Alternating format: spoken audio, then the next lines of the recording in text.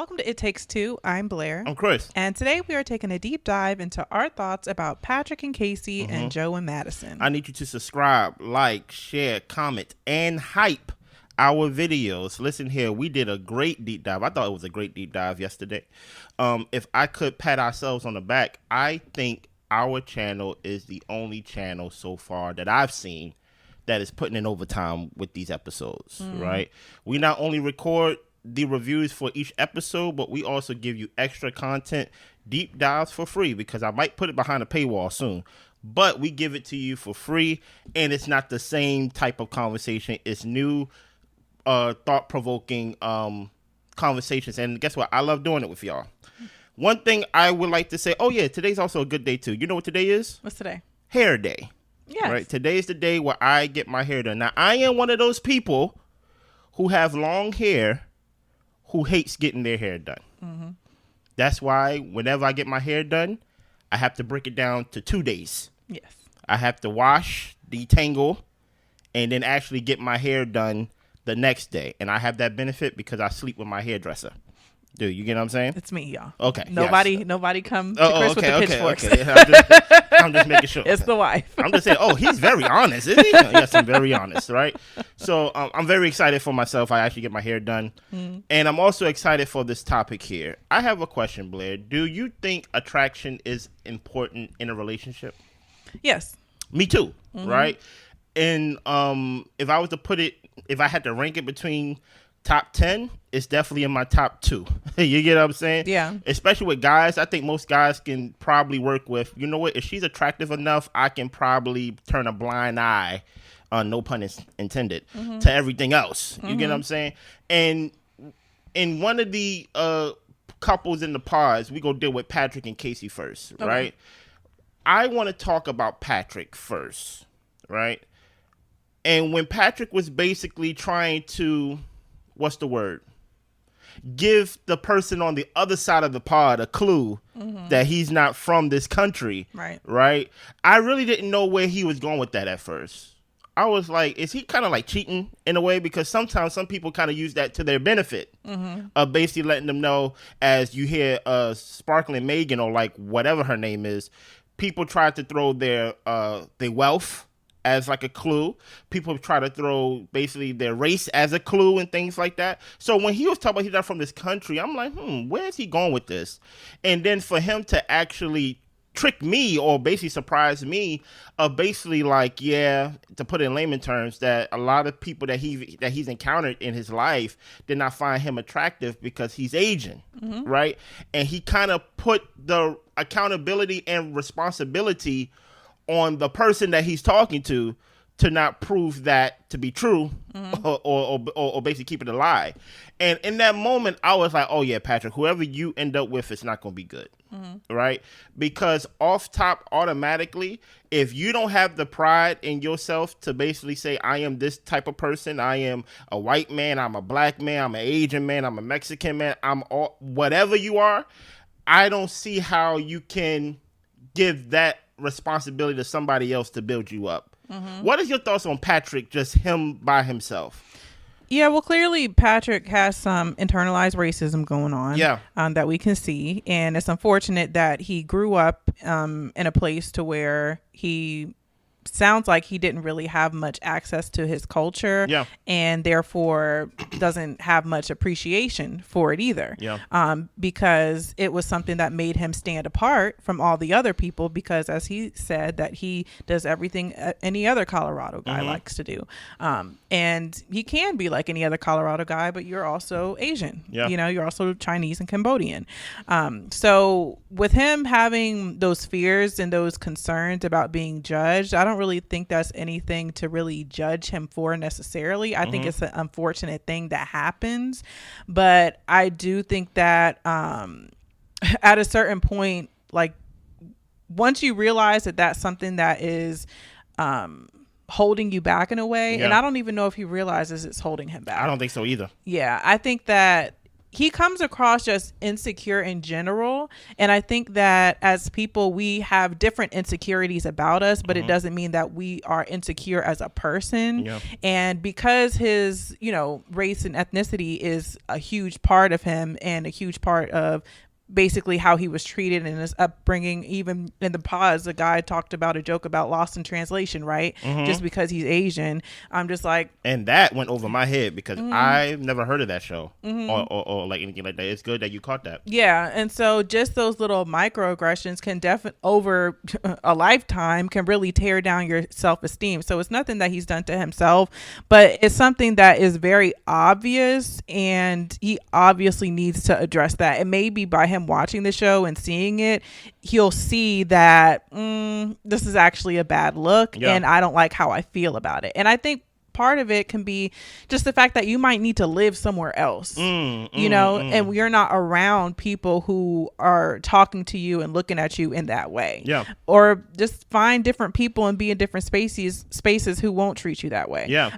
But as far as him bringing it up in conversation, I really don't think that he intended to say his ethnicity, because when he first had the conversation with Anna, they both just said, okay, we're both from different countries, and they kind of left it at that until they had another conversation about their ethnicities. So I think that he was doing that just to say, like, I don't have a typical upbringing, so to speak. Okay. And she pushed it because, okay, if you're not from here, then where are you from?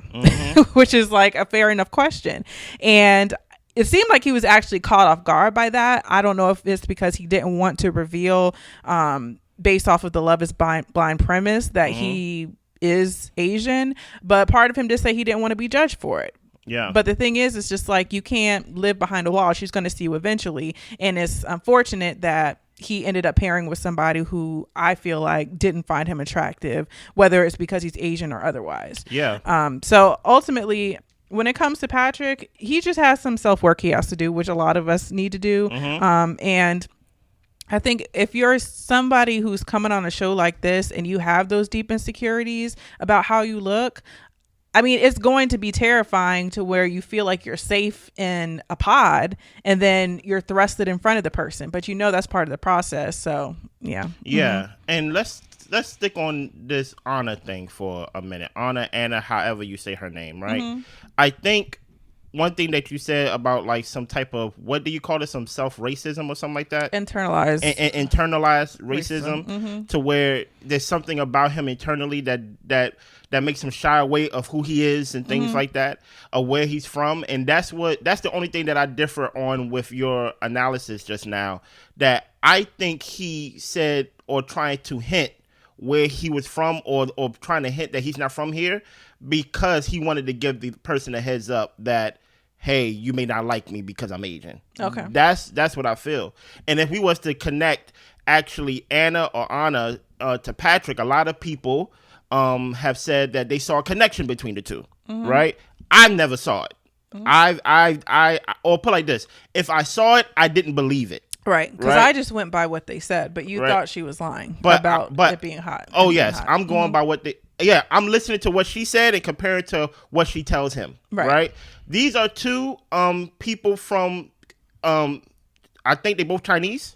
Yeah. They both Chinese, and they never dated their own race, right? So when he revealed to her that he's Chinese, she said, oh, that's so hot. Knowing that she said she never dated a Chinese man and things like that she's into white men, right? Yeah. Him, Patrick, he never dated a Chinese woman, right? So when she revealed where she's from and who she is, he's like, oh, that's so hot. But yet you never dated anybody of that race or from, from that descent. So I never really, even though I can understand a lot of people doing 1 + 1 = 2 of, hey, since y'all both have a hard time finding someone in Denver, you get what I'm saying? And then y'all kind of have the same culture. Y'all kind of never dated each other or people from your country because the community may be small or it may be non-existent in Denver. Who knows what the reason is? It kind of felt like, I think a lot of people felt like a match made in heaven, right? But with Anna, the thing about Anna that makes me question her a lot is that I'm hearing a lot of things that she's saying, and then she's doing things that kind of contradicts what she said. Talking about she's not a fan of ghosting and things of that nature. The next thing you know, we see the words on the screen. Anna has left the experiment. It's kind of so you kind of don't know what's real. With her. I don't know what's real. She I think she's a character. I think she has charisma. You get what I'm saying? So it's easy to kind of fall into her personality. I saw the date that she was having with Blake and stuff like that, where they was doing mating calls, and it seemed like they had a strong connection and things of that nature. There's some people that believes that maybe Blake and Anna decided to leave the process together. Who knows, right? But I just never believed the two, even though we can look at them two and be like, y'all should like each other or at least get to know each other, right? But my thing is, I just want to say that I never felt like they should like each other. Okay. I just went off of what they said. And I know that she said things that were contradicting, but in the moment when they revealed things, they seemed into it. And they were saying things to say they were into it. Well, so I wasn't trying to push them together. They said they liked it. Well, I think a lot of people were trying to push them together. I'm not only speaking to you, but I'm just adding to the I'm thinking a lot of people are feeling like, I think some people don't want to admit it, but I think a lot of people was doing Asian, put them together. You get what I'm saying? Even though his preference and the people that he's been dating his whole life have never been Chinese or Asian and things like that. He's into white women, right? So now he comes across this girl named Casey, right? And after he let her know that you know that he's Chinese and he's basically asked her, have you ever dated a Chinese man before? She said no. But then she goes on this whole thing about, but it's okay, my family's open and my brothers, he only date Asian women and stuff like that. And in some ways you can look at that as she trying to make it sound like she's inclusive, or it could sound totally the opposite. You get what I'm saying? So now we get to a point to where they have a connection in the pod, so we thought, right? And he proposed to her, and then they see each other, and I can automatically tell that from the interaction, number one, he doesn't feel confident enough, or he doesn't look confident enough to me, and she is not into this guy. Like, just off of just first look, right? You could just tell just from the awkward meeting, right? Then we go on to later find out that they are in a hotel and things like that. She meets with production, and she basically says that I feel like my attraction to Patrick will not grow, right? This is it. I have to end it. I cannot be part of this marriage. I cannot be part of this experiment. I want to end it, right? Before we even get to her conversation with Patrick, do you have a problem with her saying, I feel like my attraction to Patrick will not grow. I want to end the experiment for myself? No. I mean, if you're not attracted, you're not attracted. Yeah. And I would have wished she was more straightforward about her reasoning instead of like gaslighting and manipulating the situation. So no, you don't have to be attracted to the person, and if you feel like it can't grow, then you can leave whenever you want to. Like, you know, you're not kidnapped nowhere. Yeah. So I don't know if I have a problem, because I don't want to use this moment to try to be on some moral high horse of like, oh my goodness, how dare you do that to Patrick? Because the backstory of Patrick makes the reality worse, right? The backstory to Patrick is that people told him, you look good for an Asian. He never really felt confident in his appearance because of where he's from, right? And now you got another girl that he's proposed to that's kind of reinforcing that, right? So in a way, it kind of make it feel nasty, right? Even though I feel like anybody who joins this process got the freedom to say, you know what? I am not attracted to this person, and I feel like it will not grow. So I want to leave. I have no problem with that statement. The problem that I have with Casey is that she's a liar, right? And that even though she told production that, she did not tell Patrick that. And I do want to add to the conversation as well. I think that when you put yourself in a position to connect with somebody and end up saying I love yous and stuff through a wall, you do get yourself emotionally attached and involved into a person that you don't know. Facts. So the rejection is going to hit even harder, especially in his situation, to where not only is he not confident, you know, looks like, period, honestly. But pretty much, yeah. But because of his ethnicity, he has a fear that he'll be rejected because he looks Asian, not just because somebody might not find him attractive. And I think with Casey, the bad thing, the way that it looks, is that you could say, okay, so are you not attracted to Asian guys? Are you just not attracted to Patrick? Because the way that she was talking in the pods, it made it sound like, to me, I think the way that she explained it on the one end, when she was like, oh yeah, like our families, we date, whatever, it can be inclusive, but at the same time, it just kind of sounded like when she said, oh yeah, my family would love for me to be with an Asian. It just sounds like you are pandering, like fetishy a little bit, you know? So, but by her being open to the idea that he was Asian, I felt like she had a particular thought or look in her head.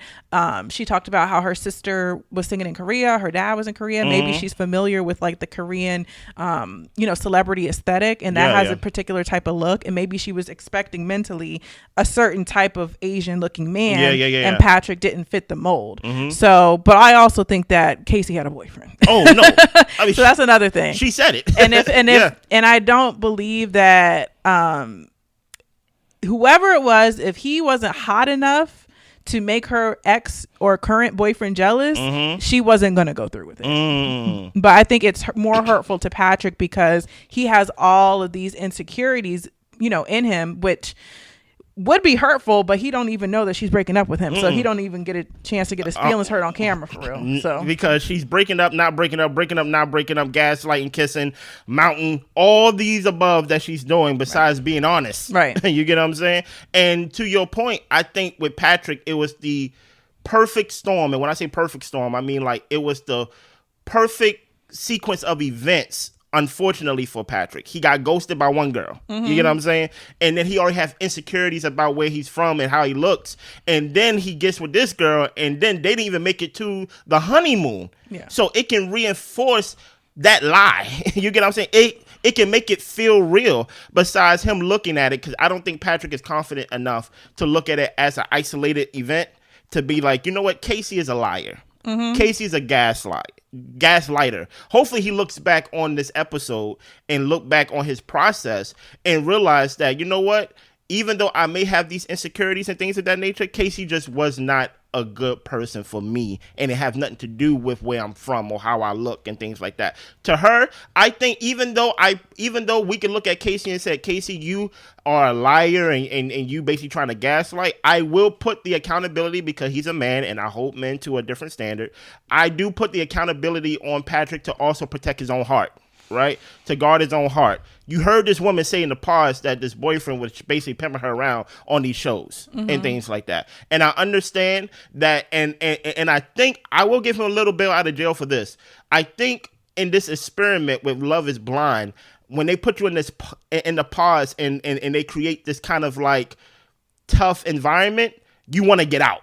You know what I'm saying? But you want to get out on the other side. You kind of don't want to get out in the beginning because you feel like you came too far. Yeah. And you just like, I'm just going to keep trucking through.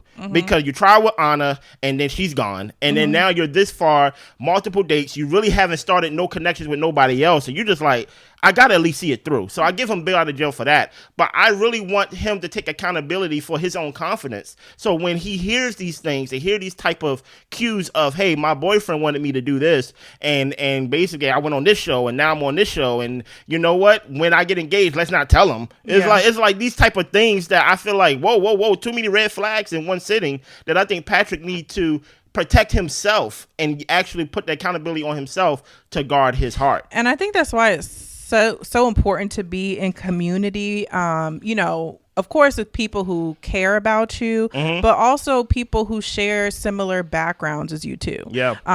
And I think that sometimes, a lot of the times, when immigrants come into this country, not all, but I'm just going to say it plainly. So a lot of people want to be associated with white people. Okay, no, that's facts. Yeah, and they see that, okay, wherever they live, or the mass of the culture or whatever is saying like, okay, if I can get these people's approval, then I can assimilate better into the culture and have an easier time, or be more accepted or be well accepted. And that also is why, some of them don't want to be around us. Because if they're around us too much, then the other people will not accept them. So they think. So I think when it comes to that, is like, if you're pining for the approval of white people in order for you to feel confident, in order for you to feel accepted, you're literally on a hamster wheel. Because, of course you have some people who are going to be accepting of you, but then there's a lot of people who are raised to be racist, to have certain ideas about what Asian people are like or what they can do, and that's why you get all those microaggressive jokes. But you want to be friends with them, you want to be like them, you want to be the Colorado guy. You need to be you. And I think that he could benefit, honestly, from living somewhere else, but really finding a community of other Chinese or Cambodian people to where they have pride in their culture and their ethnicity and their features as well, so that you're not trying to be like anybody else or get the approval of these people. So I 100% agree. Now let's go to our next couple, and that's Joe and Madison. Right. Whew. If y'all remember Madison's the first time we did the casting impression of Madison, I think Madison was the one that said in 1 year she went on 44 dates, right? And I almost forgot that, because we have bigger things, we have bigger fish to fry, and that potentially, we hope not, but potentially she could lose her sight. Right? Because if you watch the impression video, I said that's a red flag in itself. You telling me that you went on 44 dates and you couldn't find somebody that you could connect with? Like give me basically like the quality of these dates. Who are these people you've been with? You get what I'm saying? But now we see that, she have other things that may be looming in her future. And of course, Joe and Madison, they connect behind the pods. But obviously, I saw it when they saw each other for the first time outside the pods, that Joe was not into Madison, right? Into her physical appearance, right? And then we get to the vacation, or we get to the honeymoon rather, and he kind of let us know that he's into thinner women, thinner women that he usually dated, and that, the attraction for Madison is not fully there, but like he's basically gonna stick it out. You know what I mean? Do you have a problem with what Joe said? That he's into thinner women? Yeah, that he's into thinner women, and kind of he's not into Madison right now because of her weight. Yeah. Okay. Well, he didn't say that, so I'm not going to say. But he's alluding to that. Yeah, but because he didn't say it, I'm not going to get offended by something he didn't say. Okay. I'm going to take it at face value that he has a type, and his type is thinner women. Yeah. It's fine to have a type. I think it's not fine when you are continuing on trying to seem like you're into somebody when you're not. And it's not even like he's trying as though he's trying to build the attraction. I think that he is doing this for clout, or doing this for a place to live after the fact because his lease is coming up. Like, I don't think Joe's intentions are really that of trying to be in this relationship to watch it grow and to really be serious. I find him very unserious. So let me push back at you for a second then. Okay. Right? Weight can play a factor in attraction. Yeah. Right? Like let's be real. Some people like big people, some people like small people. Weight plays a part. And if Love is Blind, or if we are basically putting a blindfold on one part that actually make you love someone and things like that, to where you want to build a deeper connection, right? And he feels like, even though I do feel like that whole, like, hey, when my lease is up, I just move in with you. I just feel like that's kind of weird to say, but okay, I hear, I hear you. You get what I'm saying? To be real, I think weight is such a touchy topic for some people, and some people really don't like people who body shame, right? Especially when it comes to weight, right? But let me give Joe a little bail out of jail, just a little bit. If Love is Blind and I'm part of this experiment to where I cannot see my person, right? And then he comes out and he tells us that he's not physically attracted to her really, or he's into thinner women and things of that nature, alluded to the fact that Madison's not a thinner woman. You get what I'm saying? I don't think we should hold, and then he's staying in the process.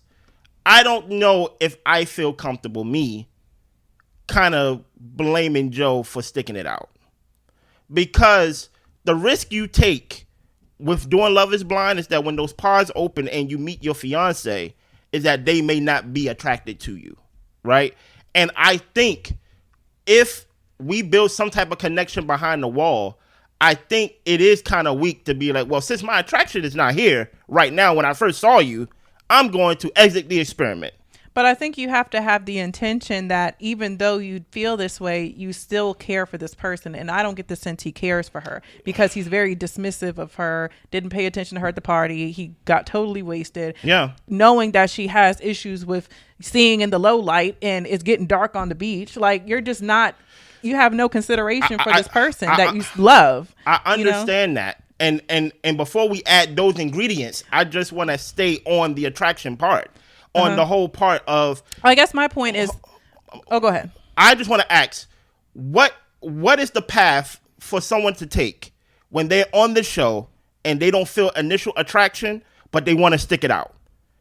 I don't think that's a bad thing. Take the path that's genuine to you.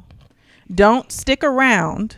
Listen, you can not be attracted to somebody. Okay.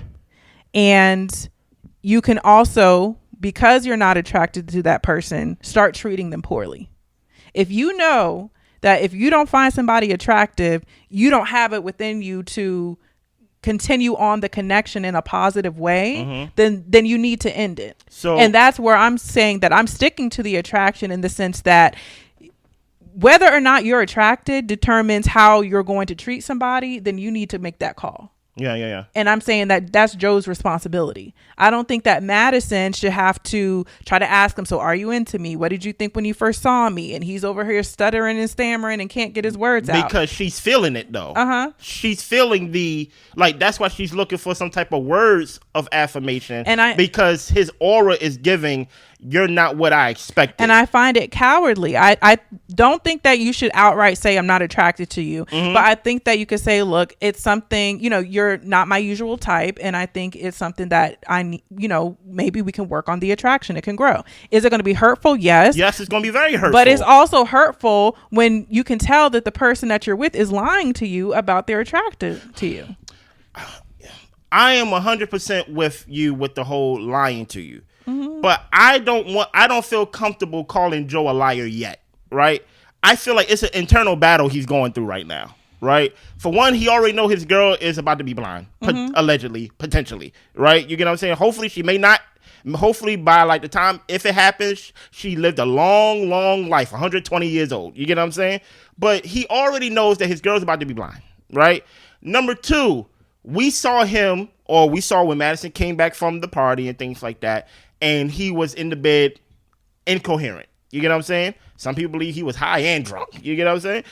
I saw Madison's reaction as an overreaction.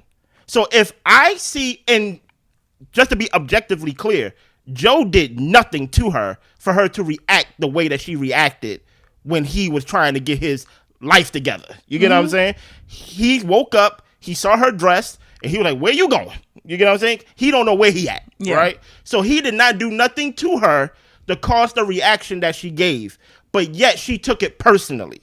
So if you take something personally that I did not do something to you, you think she can take, hey, right now my attraction is not there for you, but hopefully it will grow. Madison is going to flip her top because she flipped her top over something that he didn't do to her. So now that I'm actually going to do something to you, I'm saying I'm not attracted to you, I don't think Madison got the bandwidth to hold that and to accept that. And, so then and then to stay in the marriage openly. So then what do you think Joe should do? Continue what he's doing? Because I think this is kind of grimy. That's what you're here for, to help me with what? No, but I'm saying if it's an internal battle. It's an internal battle. And he is lying to the girl. Because it's not like it's an internal battle and he's remaining neutral in the way that he's acting. But what do neutral look like? Do neutral look like, okay, don't kiss me. Okay, don't hug me. Okay, we won't have sex. I'm saying, I think Joe's trying to will himself into liking this girl. But I think that you shouldn't have to will yourself. I think you need to be genuine about where you're at. That's fair. And letting your partner know, so that way, in whatever way that you can, or even if you don't want to let her know, just be like, hey, you know, I don't want to answer those questions right now. That's a big tell. there's no way to hide it. You get what I'm saying? Hey, dude, you like me? Dude, you like how I look? Listen here, let's not get into that. Yeah, let's not get into that. You know what I'm saying? But the thing is, I just can't rock with you not being genuine. Yes, and that's my main priority. You know, and as fair as I believe you are being, I believe that we are putting Joe in an unfair predicament, right? Because he cannot. I don't care what y'all say, right? He cannot tell the girl that he's not attracted to her. But I think that there is a way to communicate where you actually stand and not lie. And I'm waiting, like this.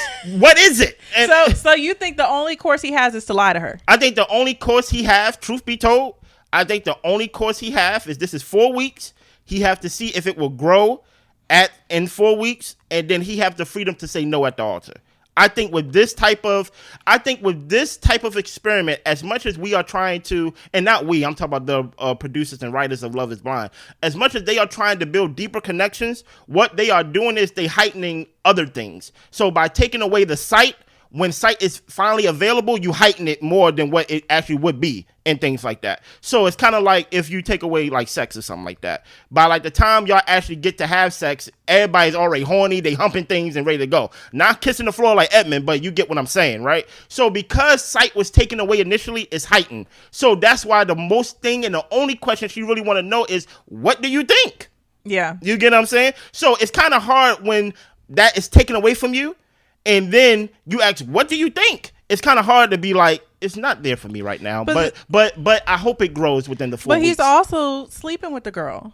Yes. With the attraction not being there. I just feel like you are painting a picture for her that is a lie. He's